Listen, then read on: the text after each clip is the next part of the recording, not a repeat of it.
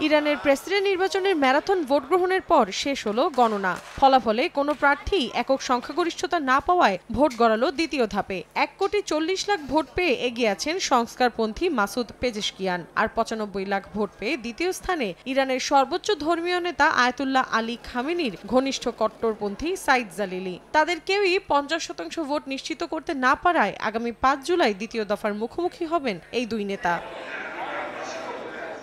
শুক্রবার অনুষ্ঠিত হওয়া নির্বাচনে আশানুরূপ ভোট পড়েনি। ইতিহাসে সবচেয়ে কম ভোটের রেকর্ড গড়েছে দেশটি, এমনটাই জানিয়েছেন ইরানের নির্বাচন কমিশনের মুখপাত্র।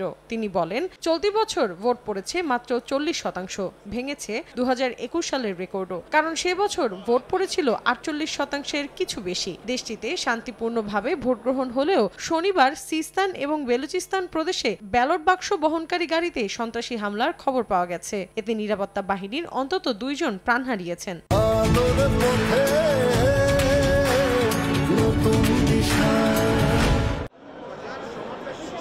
গেল মে মাসে হেলিকপ্টার দুর্ঘটনায় নিহত হন ইরানের প্রেসিডেন্ট ইব্রাহিম রাইসি। এরপর দেশটিতে ঘোষণা করা হয় নতুন প্রেসিডেন্ট নির্বাচনের তারিখ। সেই অনুযায়ী স্থানীয় সময় শুক্রবার সকাল 8টা থেকে শুরু হয় ভোট। স্বাভাবিক নিয়মে সন্ধ্যা 6টা পর্যন্ত ভোট গ্রহণের কথা থাকলেও কেন্দ্রগুলোতে ভোটার উপস্থিতি বাড়তে থাকায় 3 দফায় 2 ঘন্টা করে মোট 6 ঘন্টা সময় বাড়ানো হয়। এতে মোট 58,000 কেন্দ্রে 16 ঘন্টা সময় ধরে চলে ভোট গ্রহণ। মৌসুমী সাথী, সময় সংবাদ।